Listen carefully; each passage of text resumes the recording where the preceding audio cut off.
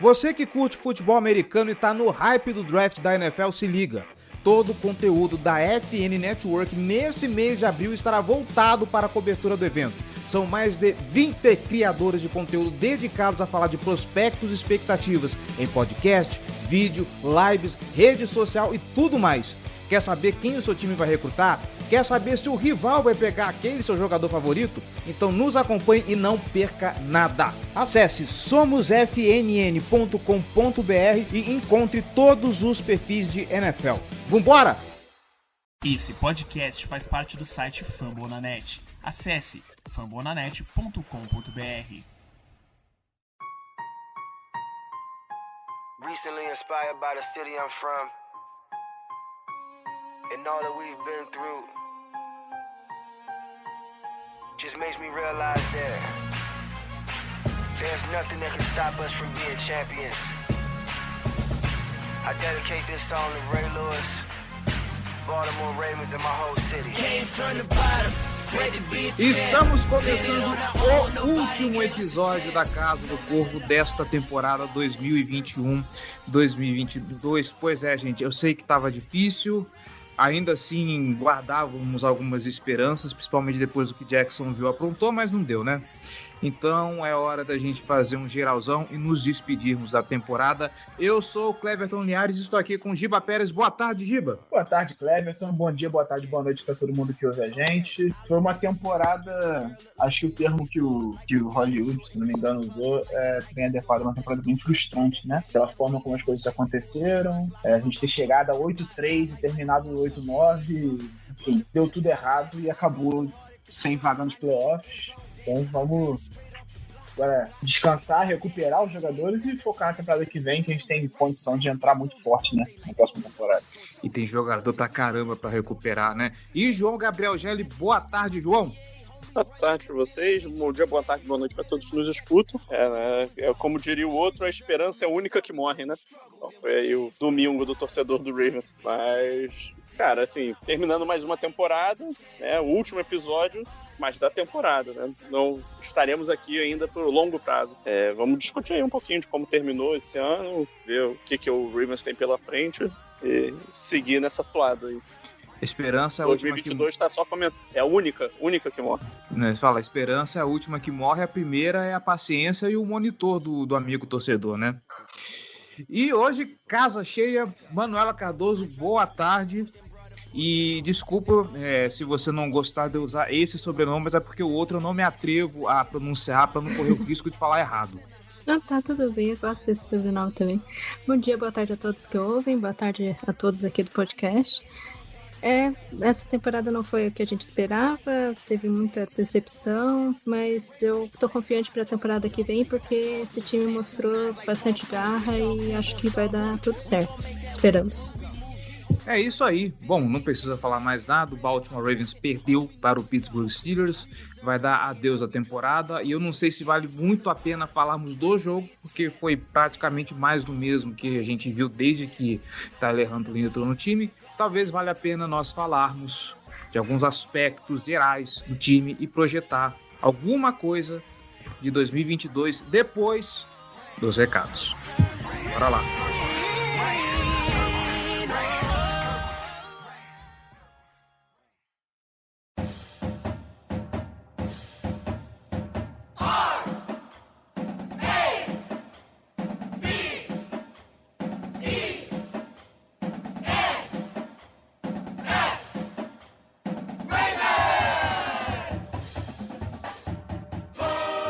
Recadinhos rápidos, galerinha.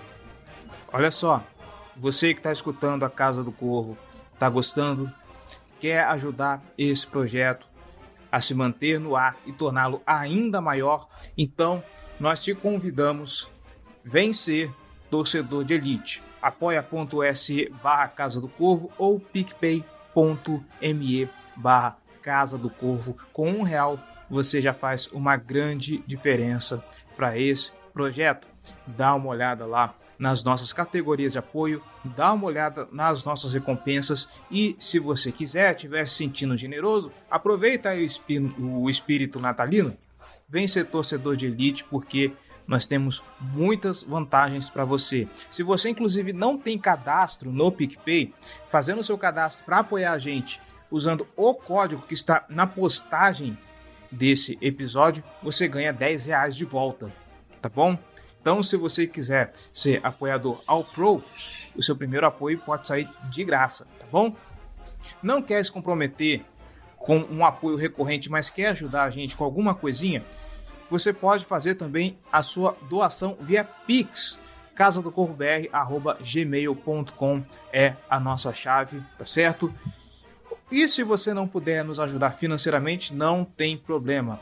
Você pode compartilhar esse conteúdo para todo mundo, compartilha ele aí, internet afora, apresenta aí para aquele seu amigo que está começando no futebol americano, não está conseguindo escolher um time, apresenta o Baltimore Ravens para ele através da Casa do Corvo, ok? Outra coisa, nós estamos em praticamente todas as plataformas de podcast, internet afora. Se você puder avaliar esse episódio, este podcast no geral, a Casa do Corvo no geral, a gente fica muito agradecido. O Spotify agora tem um esquema de avaliação, então deixa lá as suas estrelinhas honestas. Se você escuta pela plataforma da Apple, vai lá na loja da iTunes Store, procura a Casa do Corvo, deixe lá nas suas estrelinhas, deixe a sua avaliação, porque fazendo isso tanto no Spotify quanto na iTunes Store, a gente consegue ter mais destaque, ter mais relevância dentro das plataformas e assim alcançar mais gente e aumentar essa audiência. Tá certo? Quer entrar em contato conosco? Nossas redes sociais, facebook.com/casadocorvobr, nosso Twitter e Instagram, @casadocorvo. Lembrando, nós também temos canal no YouTube, tá? Vídeo uma vez por semana, pelo menos, para fazer aquela opinião geral, ou então análise de jogada com o João Gabriel Gelli, youtube.com/Casa do Corvo, e a gente está tentando também engrenar nossas lives, a live do highlight, para poder destrinchar o jogo da semana e poder ensinar quem está chegando aí um pouquinho mais sobre NFL, twitch.tv/Casa do Corvo. Lembrando também, nossa comunidade no Discord, eu não posso esquecer disso, senão o editor me mata. Quer acompanhar os jogos todo domingo, junto da torcida, comentar, debater, abre o microfone e começa a cornetar e tudo mais, quer assistir o jogo junto com a gente? Cola lá no nosso servidor do Discord, procura pela Casa do Corvo ou clica no link do nosso servidor que está colocado aqui no post desse episódio, tá bom? Tem o Watch Party, tem pós-jogo, tem bate-papo, tem coisas muito legais, tem feed de notícias para você ficar por dentro de tudo que acontece, então é só vantagens você fazer parte dessa comunidade, tá bom? E se você também quiser comentar alguma coisa sobre esse episódio, cola lá em fambonanet.com.br/Casa do Corvo BR, procura esse episódio e vai lá na caixa de comentários, vamos bater um papo legal sobre isso aqui, tá bom? fambonanet.com.br, o maior portal de podcasts das ligas de esporte dos Estados Unidos. Tem podcast a dar com pau nesse negócio. Sobre NFL, sobre MLB, sobre NHL, sobre NBA. Enfim, não só falando das ligas, mas também das franquias dessas ligas. Então, cara, se você tá aqui, mas sei lá, não gosta de NFL ou não é torcedor do Baltimore Ravens, aliás, mesmo se você não for torcedor, muito bem-vindo, tá? Mas dá uma olhada lá no catálogo de podcasts do site, porque quase certeza que vai ter um podcast para o seu esporte favorito, para sua liga favorita, pro seu time favorito, tá bom? E já que você está no Fambonanet, passa aqui, dá uma visita pra gente e deixa o seu comentário, tá bom? E já falei demais, vamos pra pauta.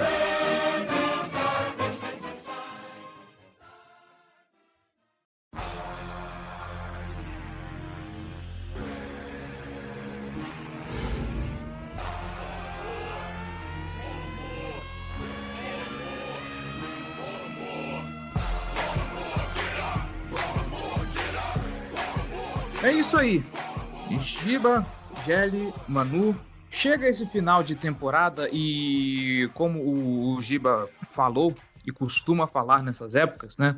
O dia seguinte à derrota e ao fim da temporada é o Dia Mundial da Terra Arrasada. é a hora que fala de mandar fulano embora, mandar Beltrano embora, que a culpa foi de jogador A, de jogador B, coordenador A, coordenador B. E eu acho que somos todos aqui da mesma opinião de que se tem alguma coisa que prejudicou essa temporada, para além de o Greg Roman é um incompetente que só sabe chamar jogada corrida e não sabe planejar o jogo aéreo, o Martindale que só sabe mandar blitz e não consegue pensar fora da caixa disso, que o Lamar isso, a linha ofensiva aquilo e tudo mais, a defesa aquilo outro. O principal fator que prejudicou mesmo o Baltimore Ravens foram as lesões, e é por isso que a gente se apega tanto de que o time para a temporada 2022-23 possa vir mais forte, porque, pelo amor de Deus, a gente não espera que venha essa tonelada de lesão. Então vamos começar, e aí, Manu, eu acho que você pode já abrir esse episódio dando esse panorama. Durante toda a temporada, ouvimos críticas do Lamar Jackson, que o Lamar Jackson isso, e que não sei o que. Bom, Twitter aqui do UK Ravens, a conta do Reino Unido.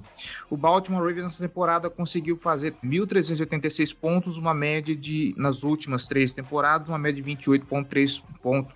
Uma média de 28,3 pontos por jogo. Apenas Tampa Bay e Kansas City Chiefs têm médias maiores. Eu perdi um Twitter da Sarah Ellison aqui, que falava do aproveitamento desse time com o Lamar e sem o Lamar Jackson. E a diferença é considerável, vai. Aqui. Com o Lamar Jackson, 37,12, aproveitamento de pontos 75%. Sem o Lamar Jackson, 6,10, 37,5%. Muita gente pediu porque o Lamar Jackson tem que ir pro banco, deixa o Tyler Huntley. E durante pouco mais da metade da temporada, o Lamar Jackson saiu naquele jogo contra o Browns. Antes disso, teve a gripe que tirou ele de fora do Chicago Bears. Então foram 6 jogos sem Lamar Jackson nessa temporada. E desses 6 jogos, o Tyler Huntley só ganhou 1. Não vou nem falar de Josh Johnson aqui. Mas porque o Lamar, depois que o time descobriu que ele não consegue ler bem contra o cover zero e tudo mais, e eu acho que o Lamar Jackson só teve 2 jogos depois disso. Então não tivemos tempo de ver ajustes, não tivemos tempo de ver se o Lamar Jackson evoluía e conseguia enfrentar esse tipo de coisa. Enfim, Manu, acho que está mais que provado de que Lamar Jackson é o quarterback desse time, é o quarterback da franquia, e que, bom, quem tá criticando, acho que precisa parar um pouco mais para ver estatística, e talvez precise parar de ver mais com os jogos e pensar um pouco mais com a cabeça do que com o fígado de vez em quando, né? Com certeza, sem dúvida nenhuma, o Lamar é o quarterback número 1 do Ravens, não tem cabeça para pensar em troca. Só pensar agora numa extensão dele, e ele disse mesmo que ele não está pensando muito em extensão, está pensando mais na saúde dele, que eu acho que está correto, mas eu duvido que ele esteja com esse pensamento. Acho que estão pensando com as duas coisas ao mesmo tempo. Mas assim, fora isso, ele se provou, eu acredito, pelo menos, ele se provou que ele consegue melhorar nos passes, que isso era a coisa que mais estava chamando atenção nos outros anos, que estavam falando, ele é um bom corredor, ele consegue mexer, consegue mover as correntes, consegue arranjar espaço para poder prolongar a jogada, mas ele só faz isso com os pés e com os braços, e ele conseguiu provar em vários jogos que ele estava conseguindo estender a jogada com os braços. Ele provou que consegue fazer mais leituras. É claro que bastante do psicológico dele afetava durante os jogos. Eu acho que isso é uma coisa que poucas pessoas até falam, assim, porque ele tem essa síndrome de herói, que ele quer a qualquer momento fazer o melhor de si. Então ele acaba errando alguns passes nesse sentido, mas a progressão de leitura, todas as coisas que a gente criticava antes como torcedor, ele está mostrando evolução, ele está mostrando melhor.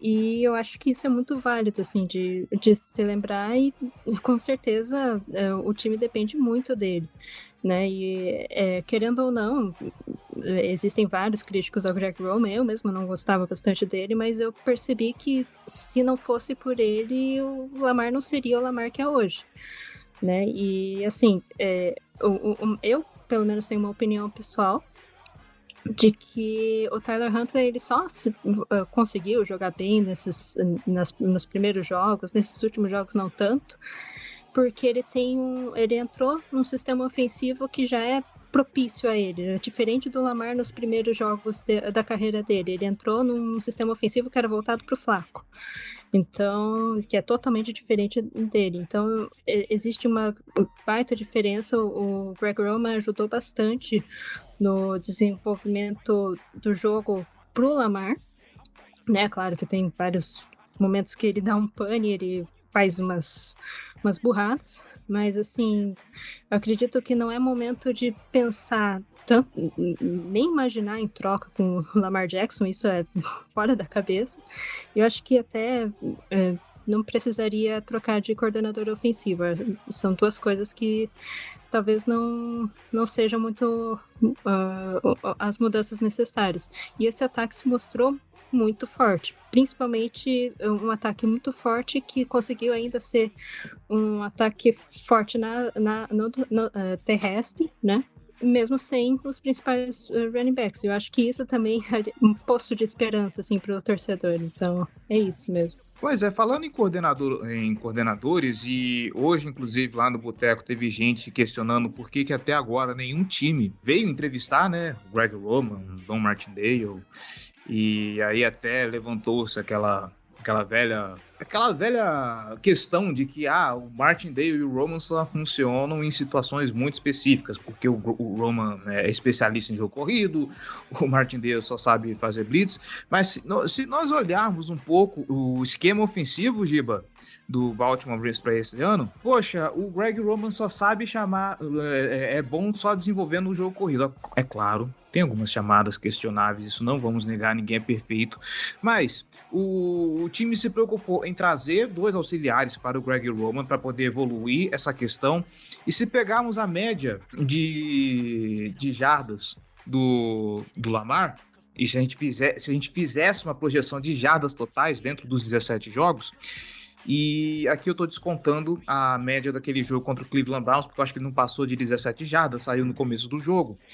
A projeção, se mantesse a média, é de que o Lamar atingisse 4.427 jardas totais pelo ar. Se eu não estou errado, tá? Se eu fiz a conta direitinho, se eu leio os números exatos da ESPN, vocês podem me corrigir se eu estiver errado. Mas falou-se tanto de Greg Roman e de querer mandar ele embora e trazer ele novo. Eu, sinceramente, sou a favor de ainda manter o Greg Roman por mais um ano, porque esse esquema que fizeram com ele deu certo. E para um cara que, meu Deus do céu, ele só sabe construir jogo corrido, o jogo aéreo do Baltimore Ravens estava muito bem, obrigado. Obviamente, depois daquele jogo de quinta-feira deu uma engasgada, porque os times ali começaram a se adaptar, viram o que Miami fez, mas não me parece algo tão ruim quanto já foi, e não me parece tão ruim quanto algumas pessoas, quanto a parte da torcida apontava que estava sendo, né? Cara, o que você falou em relação a essa questão de Miami, por exemplo, lá atrás, eu concordo. Assim, o Lamar teve 2 jogos como titular depois daquilo. No jogo seguinte foi contra o Chicago Bears, e aí a gente viu que não era um problema do Lamar, era um problema de estrutura do ataque. O ataque não estava preparado estruturalmente para lidar com cover zero o tempo todo.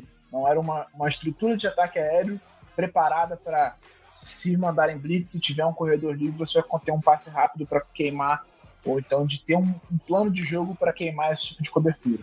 Acho que aquela situação do Dolphins foi uma situação específica, que era completamente fora da curva, o que a gente falou na época, né? Ninguém esperava que o Dolphins fosse fazer o que fez, e óbvio, isso teve um impacto no desempenho do Ravens ofensivo naquele momento. Eu concordo com a Manu e assino embaixo, não acho que seja caso de demissão do Roman. Obviamente ele tem problemas, tem uma questão principalmente com as chamadas ofensivas que é problemática durante o jogo, mas você vê, por exemplo, a montagem de plano de jogo dele não é ruim, ele monta bem plano de jogo. Antes dessa temporada especificamente, o Ravens quase sempre tinha boas campanhas para abrir os jogos, porque ele planejava isso muito bem durante a semana. E por mais que seja bater na mesma tecla e repetir o que a gente vem falando ao longo da temporada, ele precisa ter um desconto de ter perdido basicamente toda a estrutura de jogo terrestre dele uma semana antes da temporada. Não foi, machucou em junho, teve um tempo para se preparar. Não, uma semana antes da temporada, ele perdeu os 3 running backs titulares.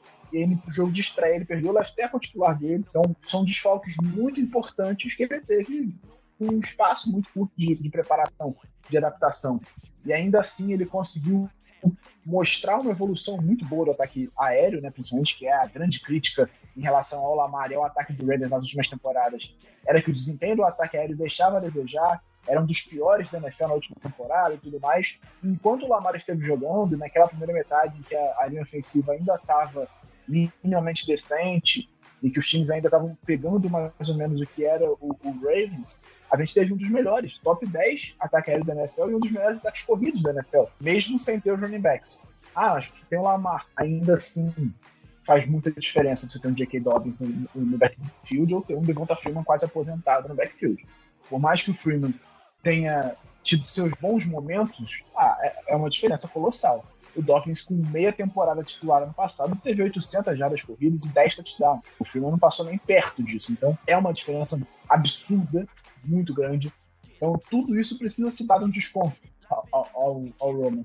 Porque se ele, de fato, conseguir mostrar uma evolução que ele vinha mostrando no começo da temporada no ataque aéreo, somado àquele ataque terrestre que a gente viu nas últimas temporadas, que é um dos melhores da história da NFL, é um ataque muito perigoso. Então, isso tudo é fator. O Ravens teve inúmeros problemas, essas lesões destruíram o time ao longo da temporada, a gente vem falando isso o tempo todo, mas é uma realidade, e o fato de ter ganhado 9 jogos, mesmo com tantas lesões, cara, você parar pra pensar, a gente perdeu o Dobbins por 17 jogos, o Gus Edwards não jogou os 17 jogos, o Stanley não jogou 16, o Nick Boyle, que é um dos melhores talentos bloqueando da liga, não jogou 12 jogos, o Lamar ficou fora de 5, o Bateman perdeu os 5 primeiros jogos da temporada, o Patrick Ricard não jogou os últimos 4. Então, tudo isso, eu tô falando só de alguns, né? Tiveram outros 15 desfalques entre jogadores de rotação, titulares que perderam um ou outro jogo.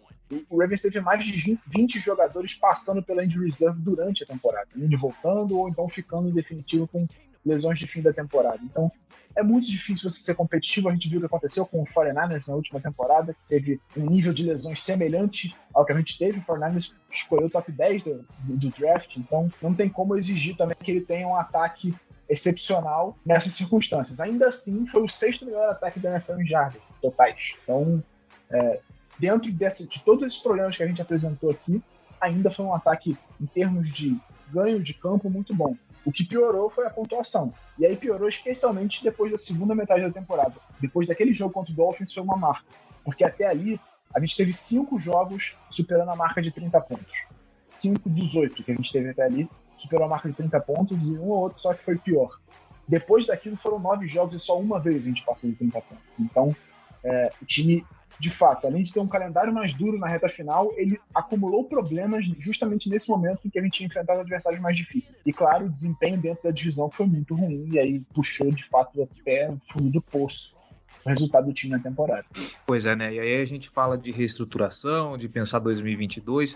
Tem uma coisa nesse ataque que vai ser o ponto principal durante todo esse processo de free agency, o processo de draft. Gélia, a gente já conversou isso ali lá no nosso grupo lá do podcast a respeito de como vai ser, mas talvez o ponto de preocupação nesse momento seja, obviamente, a linha ofensiva. O quarterback não precisa falar nada, né? Eu não sei quem ainda pensa em troca de Lamar. O corpo de running back, se vier o mesmo que seria o titular e não foi por conta das lesões, mas ainda tendo Gus Edwards e J.K. Dobbins, obviamente é um outro corpo de running backs, é uma evolução gritante. Finalmente a gente tem um corpo de playmakers nesse time, né? Marquise Brown, o Rashad Bateman para o segundo ano espera-se muita coisa. Não sei se vamos continuar com Sammy Watkins, isso é assunto para outro momento, mas nós vimos, por exemplo, Devin Duvernay e James Prochet serem muito bem utilizados nessa temporada. Talvez não com o volume de targets que em algum momento se esperava, mas ainda assim nós vimos boa produção deles. Nem vou falar de Mark Andrews aqui, porque é chovendo molhado, melhor tight end da temporada, pelo menos na minha opinião. espera-se também a recuperação do Nick Boyle e tudo mais. Nesse momento, no ataque, o que mais demanda atenção é a linha ofensiva, e eu queria que você trouxesse isso à baila, Gelli, porque nós já conversamos isso a respeito, e eu acho que vale a pena voltarmos a esse assunto que, por mais que a linha ofensiva que sofreu com problemas, teve rotações em umas posições ali que a gente não esperava, vimos Tristan Colon Castillo de center, Tyler Phillips jogando de right tackle algumas vezes, mas se nós pensarmos na linha que jogou nesse finalzinho, por exemplo, Beccari, Exeter, Bozeman, Cleveland, e tirando Villanueva e colocando o Ronnie Stanley, é uma linha que, mesmo inspirando cuidados, são movimentos que vamos ter que fazer muito pontualmente, né, para 2022, porque a estrutura dela parece que tá boa, é uma boa linha, se não acontecer lesões e tivermos finalmente a volta do Ronnie Stanley para se estabelecer ali como nosso left tackle titular, né? É isso, cara. Sim. Os principais movimentos do Ravens em relação à linha ofensiva são fazer o Ronnie Stanley ficar saudável, né? Tudo começa por aí, porque a gente precisa que ele volte, seja aquela âncora do lado esquerdo da linha, seja o cara que vai proteger o lado cego do Lamar, e a gente não tem que se preocupar com ele semana após semana. Assim, a minha visão, tá? Eu entendo quem possa discordar disso, tá? Eu acho que é perfeitamente plausível, mas dada a evolução que a gente vê da recuperação dos atletas, de como eles voltam cada vez melhor, com o tempo de recuperação que ele teve, fazendo tudo direitinho, com calma, eu acho que, assim, ele vai ter dificuldade, obviamente, porque ele tá sem jogar, vai ficar quase 2 anos praticamente sem jogar direito, mas eu acredito que o Ronnie Stanley vai voltar em alto nível. Ele pode demorar algumas semanas para recuperar o ritmo total dele, né? Tirar o ferrugem, mas eu acho que ele vai jogar no patamar que a gente tende a esperar dele. Tendo ele estabelecido como left tackle, cara, isso já gera um efeito cascata para o resto das posições, porque a posição de left guard é justamente o ponto mais frágil da linha, que é onde tem mais incerteza, né, talvez. Que a gente tem o Blaine Cleveland, que jogou, né, foi titular nessas últimas partidas, mas ainda como calouro nessa temporada, calouro de terceira rodada, que tem algumas coisas para melhorar, vai evoluir, e é um cara que vai ter que ainda mostrar e conquistar essa posição no training camp, eu acredito. Porque eu acho que ele vai ter a concorrência do Tyler Phillips. Para mim, o Tyler Phillips é um cara que ele começou a temporada, né, como titular na posição, e aí ele se machucou. Logo no comecinho, o Giba estava inclusive falando, né, de lesões que aconteceram logo de cara. O Tyler Phillips foi uma, ele foi para injury reserve no começo da temporada, logo por lesão no jogo contra o Raiders mesmo. Então, assim, eu acho que os dois vão brigar por essa posição de left guard. E aí a gente tem a questão de vai renovar ou não com o Bradley Bozeman. Eu acredito que vai, eu acredito que essa renovação vai sair por volta de uns 10 milhões anuais, tá? Eu acho que é o principal free agent que o Ravens tem para resolver nessa off-season. Talvez o Calais Campbell seja o outro no mesmo patamar. E aí, pô, o Kevin Zeitler fez uma temporada muito sólida, ele é um jogador muito bom, já deu para perceber isso, ele deu sinais de que ele tá empolgado de fazer parte do time, nas declarações dele pós-temporada. Então, assim, essa é uma posição que eu fico confiante que a gente vai ter uma opção sólida, uma opção firme, que a gente não precisa também se preocupar. E aí tem a questão do right tackle, né? A gente entrou na temporada de 2021 pensando no Alejandro Villanueva como right tackle. E aí teve um experimento desastroso contra o Raiders, a lesão do Stanley, e ele voltou a ser left tackle. Será que o Ravens vai tentar manter ele para ver o que ele consegue fazer com o training camp totalmente focado, já passando o tempo todo com o time, mais um período de aclimatação para essa nova posição? Ainda tem dentro dessa equação o Jawan James, né, que é um cara que não jogou essa temporada, mas o Ravens tem sob contrato já para próximo. É um cara que jogava especificamente de right tackle, então ele já está adaptado à posição, só que ele também teve muitos problemas de lesões. Ele não jogou em 2020 também porque ele optou por não participar da temporada por conta da Covid. Então é um cara que também vai ter questões de ritmo, e eu acredito que o Ravens tem que dar um foco razoável para escolher um offensive tackle especificamente no começo do próximo draft, usar uma das escolhas mais altas que o time tem, né, seja a primeira, segunda ou terceira rodada, para escolher um offensive tackle que ajude o time, que possa ser desenvolvido para ser uma opção para o futuro, né? Porque tanto o Villanueva quanto o Ja'Wuan James, por exemplo, são caras que estão sob contrato por no máximo mais um ano. E assim, eu pessoalmente acredito fortemente que pelo menos um deles vai ser cortado, né? O corte do Villanueva libera 6 milhões na folha salarial para a próxima temporada, e o corte do Ja'Wuan James libera 3 milhões, né? Isso dados do over the cap. Então são cortes dos melhores que o Ravens tem para poder fazer quando se considera jogadores que não são tão essenciais e potencial de liberar espaço na folha salarial. Então, assim, eu não ficaria nem chocado se os dois fossem cortados, tá? Eu acredito que pelo menos um deles deve ficar, mas não seria um choque se os dois forem embora. E acredito também que o Mekari vai ter uma chance, né? Ele acabou de renovar o contrato, foi um ótimo contrato por parte do Ravens, inclusive um contrato que liberou cerca de $700 mil em relação à folha para o próximo ano. Então, assim, é um jogador muito sólido, muito versátil, ele consegue fazer qualquer posição e isso tem muito, muito valor, né? E talvez por isso o Ravens não queira deixar ele como a principal opção, né, para a posição. É o cara que eles querem ter como coringa, qualquer lesão ele pode ser o cara que vai entrar lá para fazer a parte dele. Inclusive, ele pode ser o plano B caso o Bradley Bozeman não renove, né? Quem sabe? Obviamente o Tristan Colon Castilho ele ainda está sob contrato, mas essa é outra história.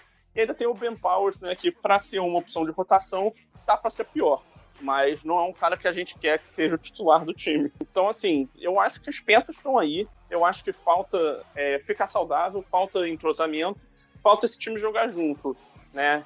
E tá todo mundo em campo ao mesmo tempo, todo mundo 100%, e ver o que dá para tirar disso. Então, com tudo isso, eu acredito, tenho bastante confiança, não só que essa linha ofensiva vai ser bastante sólida no ano que vem, se ela conseguir manter a configuração ideal dela, e se o Ravens trouxer talvez um cara bom no draft, né? Principalmente para jogar talvez de right tackle, mas eu acho que o ataque como um todo tem tudo para ser absurdamente explosivo para a próxima temporada, porque a gente ainda vai ter o Rashad Bateman com mais uma off-season totalmente participando, né, se tudo der certo, né, evitando lesões.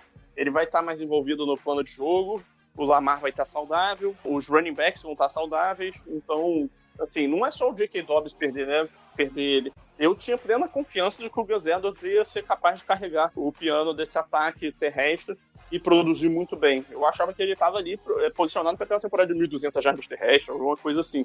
Basicamente a mesma expectativa que eu tinha para o J.K. Dobbins, eu transferi para o Gus Edwards com confiança. Mas, né, então, assim, são dois jogadores que eu tenho bastante apreço, eu acredito que eles vão também produzir muito bem. E aí basta né, a gente se recuperar dessas lesões, ver o quanto que esse time vai demorar também para se azeitar. Mas tudo caminha por essa direção aí. Tá certo.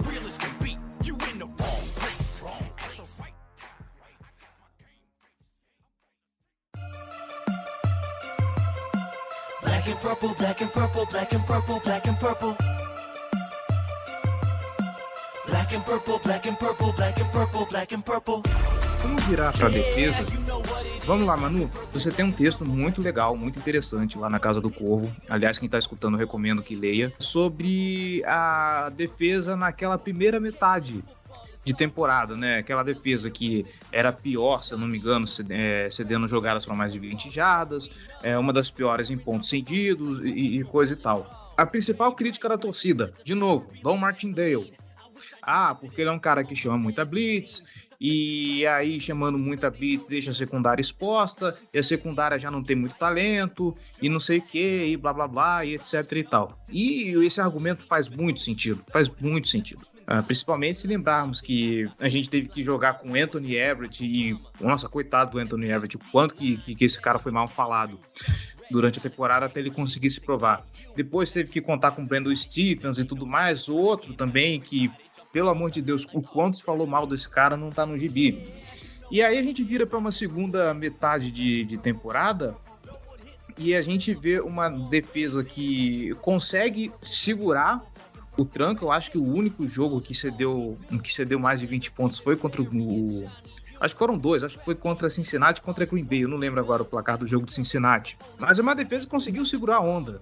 E que se não fosse a questão do ataque com o Tyler Huntley não conseguir avançar e ser um time tão ruim na red zone como foi depois dessa segunda metade de temporada, a defesa tinha condição de segurar o jogo pro Baltimore Ravens e a gente sair pelo menos com 2, 3 vitórias se o ataque tivesse um pouquinho mais azeitado. Aí eu queria entender de você e de vocês também, mas vou começar com a Manu, a percepção sobre a defesa do Baltimore Ravens, o que aconteceu, o principal para esse ponto de virada e o que esperar, né? Porque a gente tem aí uma galera bem velha pelo menos falando da secundária, né? A DL acho que a gente pode fazer uma análise à parte.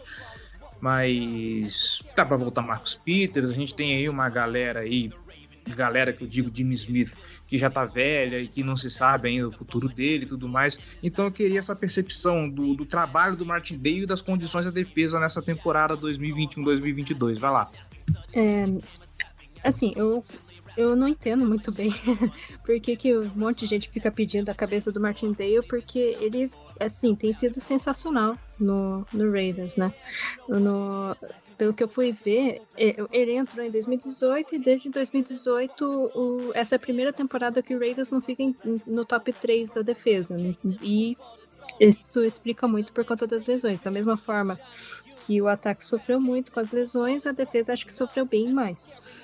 E é o que você disse, assim, teve uma chavinha, eu não sei muito bem o que sopa eles tomaram, o que aconteceu que eles mudaram a chavinha. Acredito que foi muito mais ver bastante tapes e entender o que estava acontecendo de errado, mas infelizmente isso aconteceu justamente numa época que começou a mais lesões, né? Quando aconteceu a lesão do Humphrey, foi um momento que a gente não ganhou mais, né? A defesa teve alguns momentos que não conseguia segurar nada, porque estava com o cornerback 7, o 8, alguma coisa assim, por conta de Covid, por conta de lesão, o que seja. Como você disse, tem muita gente velha também. Só para te interromper, nesse meio, né, de temporada aí, entrou os 2 amigos do Giba, o Kevin Seymour e o Robert Jackson, né? Kevin Seymour, que também nesse último jogo ele fez umas jogadas ruins, mas também ele fez um sec. É o Daryl Warren. O outro animal é o Daryl Warren. Mas o Kevin Seymour até fez um sec nesse jogo, assim, pra ver o jogo defensivo tava segurando, assim, não digo que tava horrível nem nada, porque essas coisas acontecem mesmo. O time acaba voltando na segunda metade do jogo pior. Isso não é até comum acontecer, parece. Então, assim, a defesa, eu não critico muito o Martindale de usar blitz, porque eu entendo que ele usa blitz porque ele confia muito na secundária, né? Então, se você consegue lançar uma pressão no quarterback, vai ter alguém que vai conseguir defletar um passe, vai conseguir fazer uma interceptação. Acontece que esse ano não tinha pessoas da secundária próprias para fazer isso, né? O Marcus Peters foi horrível ter perdido ele, porque era o cara que faz a interceptação, né? Mesmo a gente reclamando que ele não fazia tackles, ele tinha nojinho de tackle, mesmo assim ele é o cara que conseguia fazer a interceptação, e isso a gente, o Ravens mesmo não faltou muito isso para eles. Então eu acho que melhorou muito com a chegada do Bynes para ajudar o Quinn, né? Isso acho que foi até comentado nos podcasts, assim, foi sensacional, porque o Quinn, ele é bom defendendo corrida, mas no passe ele deixa um pouco a desejar. E é isso, assim, eu particularmente acho que a DL, ela tá bem velha, assim, a gente só tem, de novo, novinho, assim, a gente só tem o Madubuike, né? Então, tem o Calais que tá, depende de como ele vai estar, se ele vai se aposentar ano que vem, se ele vai ficar mais um ano, a gente tá levantando a hashtag One More Year pro Calais, né? Mas depende de tudo, como ele vai estar saudável. O Brandon Williams fez uma temporada bem abaixo do esperado. Derek Wolfe nunca vi falar nessa temporada, né? Deu sinal de vida, mas não aconteceu nada. E daí tem o Justin Ellis, que também acho que só fez um sec na temporada inteira. Então, assim, a gente depende bastante dos linebackers para fazer a blitz. Então, por isso que o Martindale também utiliza muito a blitz. E daí eu ouço bastante gente falando que, mas daí vai fazer contra Mahomes, que o Mahomes é ótimo em blitz, daí acaba dando errado. Mas assim, se você tem uma defesa que está acostumada a fazer isso, não tem como você mudar de um dia para o outro todo o seu esquema defensivo por conta de um quarterback, né? Porque não é fácil você jogar contra blitz, né? Então, eu acredito que o Martindale é um gênio. Assim, a forma dele fazer as blitz também, disfarçar, eu acho que é uma das coisas maravilhosas, assim, por parte dele. E foi um ano ruim. Não significa que ele mereça ser despedido por conta de um ano ruim. Foi um ano ruim que aconteceu por conta de lesões, né? A gente vai ficar batendo nessa tecla várias vezes, mas foi isso que aconteceu. Então, eu acho que ele ele é um dos menores dos problemas do Ravens hoje. E a defesa, assim, se ela tivesse saudável, ela seria top 3 de novo, né? Não tem como. Tem muito talento lá, só que acabou acontecendo coisas que não tava no script, né?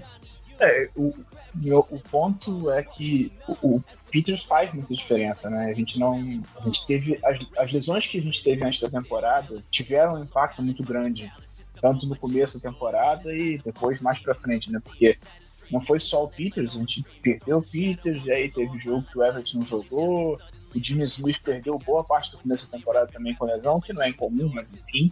O Deshaun Elliott, que é titular da secundária, também machucou logo no começo da temporada, logo depois do melhor jogo dele na temporada, né? A primeira interceptação da carreira e tal. Então, o grande problema da defesa esse ano foi a defesa aérea. Inclusive, foi uma defesa muito 880, né? Isso foi engraçado. A gente foi a melhor defesa contra o jogo terrestre da NFL e a pior defesa contra o ataque aéreo da NFL.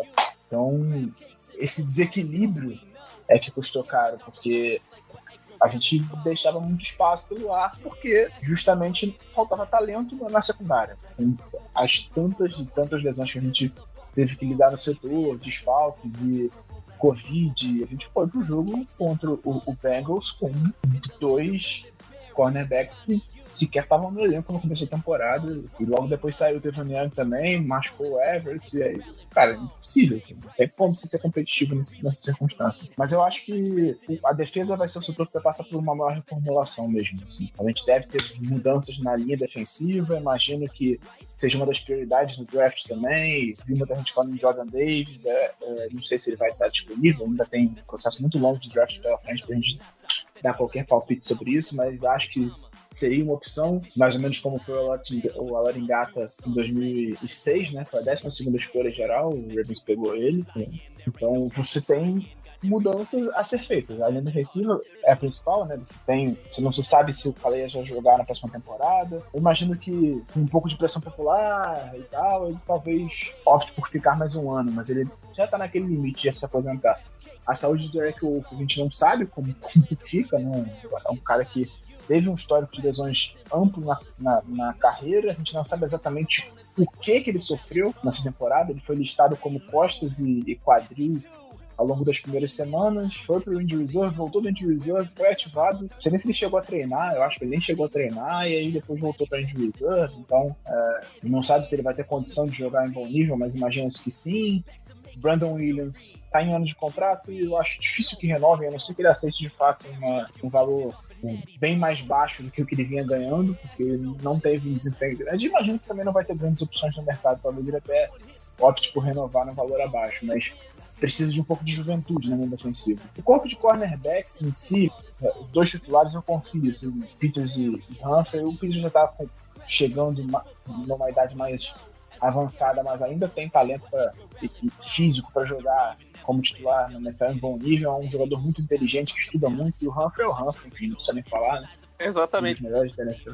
Desculpe te interromper, mas o jogo do Peters é muito disso, né? Ele é muito da inteligência, ele não é um cara que depende tanto do físico. O Humphrey, por exemplo, já é um cara que depende mais da habilidade atlética. O Peters já usa mais a leitura. Obviamente, a gente tá falando de 2 jogadores muito atléticos. Eu não tô tentando desmerecer o nível atlético do Marcus Peters, mas eu digo assim, em termos de abordagem que ele toma para uma partida, ela é muito mais voltada para o processamento, tentar ganhar mentalmente do que ganhar atleticamente. Isso fez muita diferença, a gente viu ao longo da temporada, né? Porque, se parar pra pensar, a nossa defesa em 2019, antes da chegada do Peters, tinha os mesmos problemas que apresentou em 2021, 2022. Tinha as mesmas dificuldades, os mesmos problemas, e a chegada do Peters teve um impacto muito grande. É um jogador muito inteligente que ajuda muitos outros, os companheiros dele, ele posiciona melhor os companheiros, ele dá umas dicas, ele ensina os caras a estudar, que é uma coisa que ele faz muito bem, porque as pessoas tratam o desempenho do Peters como instinto. Não é instinto, é estudo, ele sabe o que vai acontecer, ele viu aquilo na tape, ele identificou e fez. Então, a parte mental do jogo dele fez muita diferença. Inclusive, ele estava ajudando o Martindale nas chamadas contra o Rams. Falou-se que ele estava na beira do campo, ajudando e tal. Ele conhecia o ataque do Rams, ele esteve lá, né? Ele saiu do Rams para jogar no Ravens. Então, é um jogador que em campo faz muita diferença. E eu acho que essa dupla é uma dupla confiável para a gente ter em campo na próxima temporada. A questão são os reservas, né? O Everett dificilmente fica. Eu imagino que ele vá buscar algum time que dê um contrato e uma vaga de titular para ele. E não seria titular em Baltimore, com os 2 saudáveis, obviamente. E acho que ele tem de fato condição de ser titular em boa parte dos times da NFL. É um jogador que eu vejo com potencial, nunca vai ser top 10 da NFL, top 5 da posição, mas é um titular sólido e acho que ele tem condição de ganhar dinheiro assim. O Baltimore não vai ter como dar um bom contrato para ele. E o Tavon Young é o slot titular, vai jogar nos pacotes que se exigir isso dele, mas também um jogador com histórico amplo de lesões e a gente viu ao longo dos últimos anos ele sofrendo demais com isso. Jimmy Smith talvez aposente, já está mais na reta final de carreira, ainda acho que é um reserva de bom nível se ele quiser jogar, mas não se sabe. Então, para mim, a grande questão no corpo de cornerbacks é essa. E sexto, a gente precisa de um titular, né? O Brandon Stephens mostrou evolução ao longo da temporada, mas tá longe de ser uma certeza. E se tiver um jogador no draft que você confie que possa ser aquele free safety mais com capacidade de cobertura maior, eu pegaria sem sombra de dúvidas, porque o Deshaun Elliott muito provavelmente não vai renovar também. O Chuck Clark não é esse cara e o Brandon Stephens até agora não provou que consegue ser esse cara de cobrir o fundo do campo com qualidade, de ter interceptações, não teve nenhuma, né, nessa primeira temporada. Então, teremos mudanças em boa parte da defesa. A gente precisa também que o nosso pass rush melhore. O West chegou, teve um ou outro bom jogo, teve stats interessantes, mas ainda demanda-se uma grande evolução técnica dele para que ele consiga ter um impacto grande no jogo. O Houston não se sabe se continua na próxima temporada. Tyus Balsa sofreu uma lesão grave agora na última rodada, então ele deve perder o começo da temporada que vem com um rompimento de tendão de Aquiles. Então acho que o único setor que, claro, passando por uma renovação do Josh Bynes, eu vejo estável na defesa nesse momento é o grupo de inside linebackers, por incrível que pareça, assim. Eu confio muito nessa dupla de Josh Bynes e Patrick Quinn. A evolução do Quinn desde que o Bynes chegou é impressionante. Ele jogou muito bem no final da temporada, muito bem mesmo, assim, fazendo excelentes jogos, e acho que a permanência do Bynes ajudaria bastante a ele seguir nessa evolução, e o Bynes falou que tem interesse em continuar, então eu imagino que o Ravens vai fazer um esforço para que ele fique, não vai dar um grande contrato, até porque ele não tem um mercado muito amplo no NFL, mas eu vejo como o setor mais estável da defesa nesse momento. O setor que era problemático no começo da temporada é o mais estável da defesa nesse momento. Que coisa, hein? E pra gente fechar, eu vou passar agora para o Gelli e respondendo a pergunta da Manu lá no começo, né? Por que criticam tanto o Martindale? Eu acho que a gente pode começar falando a respeito disso, Gelli. Talvez passar um pouquinho sobre números e tudo mais, por quê? E aí eu respondo essa pergunta na figura do Matthew Judon, porque vamos lembrar, o Baltimore Ravens é um dos times que mais chama blitz na temporada. Ano passado acho que só perdeu para o Pittsburgh Steelers. O Pittsburgh Steelers foi o time que mais chamou blitz na temporada, e a sensação que se tem é que a agressividade do Don Martindale não é tão recompensada como deveria.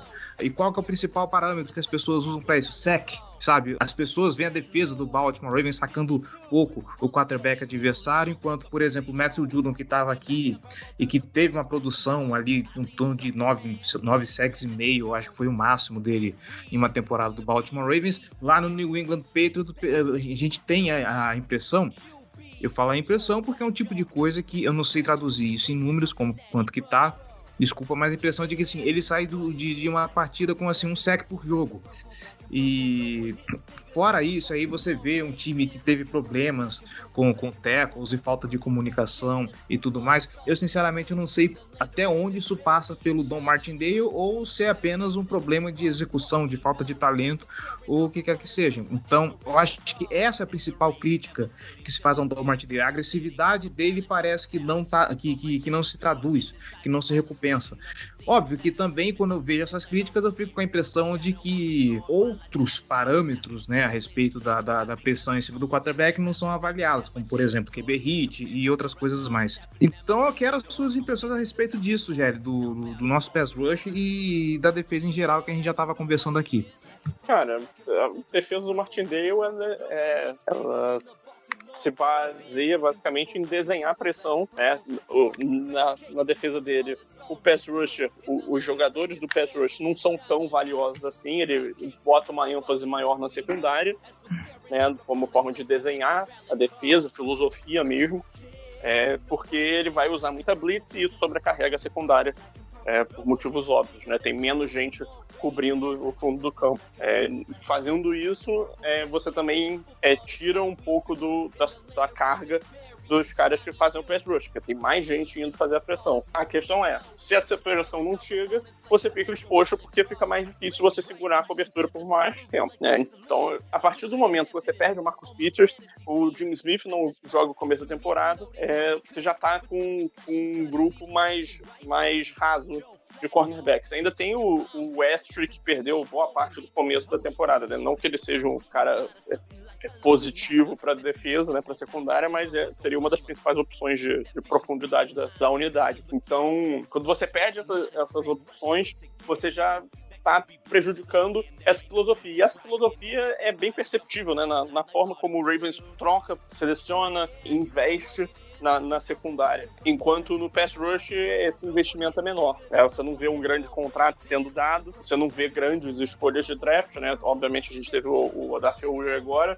mas também se não escolhesse ele ali na primeira rodada seria complicado, né, ir para a temporada praticamente sem opções de pass rush. Mas assim, tem a questão de que o esquema do Martindale foi muito prejudicado pelas lesões da temporada. Tem o fato de que provavelmente o time já tem mais tape sobre ele, talvez ele possa fazer uma adaptação, mas por exemplo no jogo contra o Chiefs a gente já viu ele mudando um pouco a ideia dele, botando menos blitz. O jogo contra o Packers ele fez uma cobertura diferente para cima do Davante Adams com muita frequência, né, botando exatamente 2 jogadores para cobrir ele, né, porque por mais que se diga o recebedor X recebeu uma cobertura dupla, cobertura dupla de fato, né, 2 jogadores focados única e exclusivamente num único defensor, isso é uma coisa rara num único recebedor, é uma coisa rara de se ver na NFL, tá? Não é algo corriqueiro. Ele também usou menos blitz aí em algumas das outras partidas. E assim, dada essa filosofia dele de que não coloca o holofote todo nos pass rushers, eu acho que é natural que quando esses caras saem do Ravens, que tem um esquema muito específico, e vão para outros times que têm esquemas mais tradicionais, eles têm alguma chance de entre aspas, brilhar em termos de conquistar números, né, acumulativos. Só que se você olha a taxa de pressão e tal, o Judon não tá fazendo uma temporada super melhor do que a do Ravens. Ele tá convertendo essas pressões em sexo uma taxa maior. Mas isso não necessariamente é algo que o Martindale tem a ver, né? A questão do Zadarius Smith, aquilo surpreendeu, por exemplo, a todos nós, né? A explosão que ele teve quando foi pro Packers. A gente via ele jogando no Ravens, a gente viu um jogador sólido, mas nada absurdo. Ele chegou no Packers e teve temporadas excepcionais. Então, assim, eu acho que o Martindale é um bom coordenador ofensivo, ele é ótimo desenhando blitz, desenhando pressão, sistema de pressão, né? Não necessariamente é só blitz, né? A blitz é quando você manda 5 defensores ou mais para pressionar o quarterback, ele pode fazer isso. Muitas vezes ele manda só 4 jogadores, mas alternando, botando defensive backs, botando os linebackers, né, do off-ball, o Patrick Quinn, o Josh Bynes, por exemplo, para fazer a pressão. Aí isso são chamados os creepers ou os simulated pressures. Então ele é muito bom desenhando esse tipo de jogada. Agora, faltou essa pressão chegar com maior frequência, né? Acho que assim, os quarterbacks adversários até estavam eles sentiam a pressão, mas eles tinham tempo o suficiente para concluir a jogada. Então falta essa maior taxa de conversão em sacks. Isso tendo uma secundária completa, jogando em bom nível, fica mais fácil. Eu acho que investir em secundária talvez seja de novo o caminho que o Ravens vai correr, né? É uma possibilidade real para mim com essa escolha de primeira rodada. Acho que pensar em rejuvenescer esse grupo é algo que vai estar na cabeça do DeCosta também. Brandon Stephens, ele é um jogador, cara, que eu, sinceramente, eu entraria na temporada com ele como titular, tá? Eu tô falando isso porque o Giba chegou a comentar um pouco sobre esse ponto. Eu acho que ele é um cara que eu só não teria ele como titular se surgisse uma oportunidade de mercado que não desse para recusar. Mas é um cara que é notória a evolução dele desde o começo da temporada para essa reta final. É um cara que você via grandes falhas de comunicação, ângulos ruins para chegar nos tackles, e isso ia evoluindo semana a semana, né? A gente sempre tenta lembrar, né, que ele é um jogador que era um running back quando chegou na universidade, virou um cornerback nos últimos anos e virou safety agora na NFL, né? E ainda pegando uma vaga de titular, caindo de paraquedas nessa função. Então ele nem teve meio que uma adaptação, né? Ele já virou titular, jogando 100% dos snaps com frequência. Então é um jogador que eu acho que mostrou muito potencial, tá? Pensando no futuro. Obviamente ele não jogou num nível altíssimo, mas a trajetória de evolução dele me faz acreditar que ele pode se consolidar como um safety de bom nível na liga. Então, assim, por isso que eu acho que a gente tem que dar espaço para ele desenvolver isso em campo, né? Porque somos os snaps reais, né? Valendo, que vão trazer essa experiência, vão trazer hábitos positivos para que ele possa crescer como jogador. Eu, sem dúvida, para mim ele seria titular nessa temporada, e eu aposto muito no potencial dele.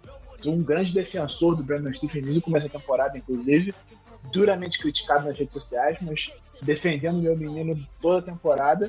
O que eu quis dizer ele não é uma certeza, ele é uma aposta ainda. Ele é um cara que mostrou evolução ao longo da temporada, tem pouquíssimo tempo de trabalho na posição, teve que ser improvisado em vários momentos, né? Porque ele começou a temporada jogando de slot em algumas situações. Aí, com a primeira lesão do Deshaun Elliott, ele virou titular naquele jogo, ele voltou pro slot, e aí ele virou titular logo depois da lesão definitiva do Elliott. E aí, agora, no último jogo contra os Steelers, não tinha cornerback, ele estava jogando de cornerback improvisado. O Dino Stone entrou no fundo e ele jogando de cornerback. Então, é um jogador que conseguiu se adaptar e mostrou uma evolução muito boa. Ele fez bons jogos na temporada, assim, tendo jogadas de impacto. Eu acho que ele precisa melhorar um pouco na cobertura, mas imagino que com o off-season, agora, com a experiência que ele teve, somada às tapes que ele vai ter para estudar e uma off-season pela frente, ele consiga evoluir, mostrar um trabalho diferente. Ele começa a próxima temporada num status completamente diferente, é claro, né? Um cara que já tem uma experiência de titular, que se provou em certas situações e que vai começar a próxima temporada, em tese, como titular. Então ele vai se preparar, ele vai ter mais snaps, ele vai ter... É um patamar completamente diferente do Brandon Stephens pro próximo ano. Continuo achando que é uma aposta. Acho que se você tiver uma oportunidade de mercado, você tem, por exemplo, Jess Bates na free agency, mas acho que não está no nosso patamar de compra, mas, enfim, acontece. Ou então, um aborto da natureza, o Kyle Hamilton cai para a 14ª posição. São coisas que você pode explorar. Então tem uma opção boa dentro do draft que pintou ali na posição e que é um cara que tem, em tese, mais talento. São outras circunstâncias, mas eu não acho que seja o foco de investimento, não. Eu focaria em outras áreas de maior necessidade e confiaria de ir com o Stephen de titular para a próxima temporada. E aí eu queria fechar também ressaltando a evolução do Patrick Quinn, cara. Eu acho que ele é um cara que merece esse destaque, porque no começo do ano a gente viu ele sofrendo em algumas situações, indeciso. Aí ele teve lesão, ele perdeu o posto ali de Mike pro Josh Bynes, né? E isso fez muito bem para ele, cara. Ele passou a jogar com muito mais agressividade, quantidade de... todo jogo a gente vê ele fazendo uns 2 tackles para perda de jardas, fazendo jogadas de impacto. Acho que mesmo na cobertura de passes, ele obviamente é um trabalho em progresso ainda, né?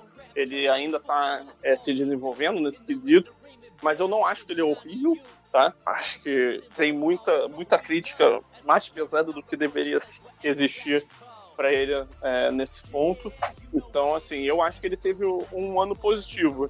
Não foi um ano de elite, não foi o ano que fez com que a gente ficasse super empolgado, pensando, caramba, a gente acertou em cheio na escolha de primeira rodada de 2020, mas foi um ano que, pelo menos, deu, pra mim, eu fico confortável com o Patrick Queen como titular do Ravens, pensando no futuro. E o problema de tackles errados também, aparentemente, não diria que foi resolvido, mas diminuiu ao longo da temporada, né? Ele terminou com 11% de erro de tackle, na queda de 5% em relação à temporada de calor dele. Então, aparentemente, ele está evoluindo nesse ponto também. Foi bem menos para blitz do que na temporada de calor, mas eu também acho que o que me deixa esperançoso é a evolução dele em relação à dificuldade que ele teve no começo da temporada e o crescimento da segunda metade. Só uma coisa que me veio na cabeça que comentaram até no Boteco, disseram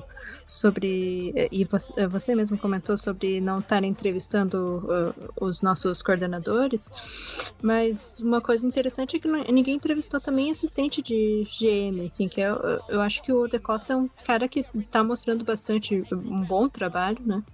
E eu acho interessante isso, isso apareceu na minha cabeça agora.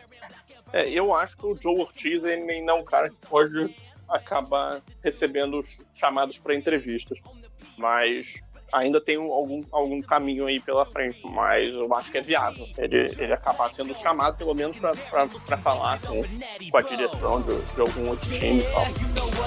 Black and purple, black and purple, black and purple, black and purple. No one hits bigger than the Baltimore Ravens.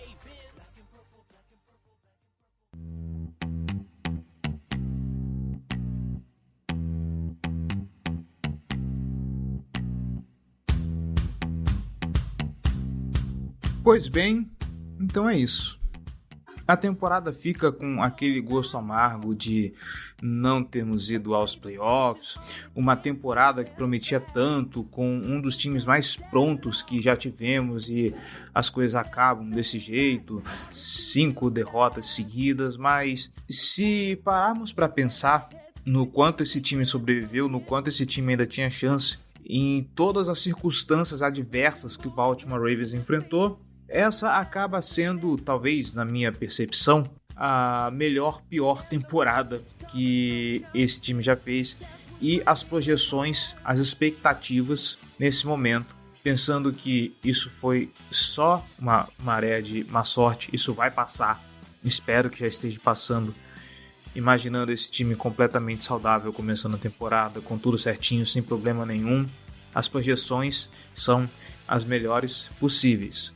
O calendário está mais fácil, o time está com mais casca, está mais pronto, está todo mundo determinado, empolgado para voltar temporada que vem. Então, vamos ter fé, vamos ter esperança de que coisas melhores ainda virão para esse time, tá bom?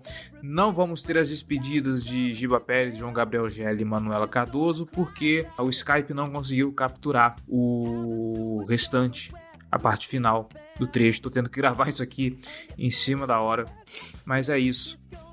Fica aqui um agradecimento a todo esse time maravilhoso da Casa do Corvo, não só ao Giba, ao Gelli, a Manu que gravam aqui comigo, ao Rodrigo, nosso editor, ao Daniel, editor em vídeo, vocês que nos acompanham, nossos ouvintes, apoiadores, muito queridos, muito obrigado por mais um ano, por mais uma temporada.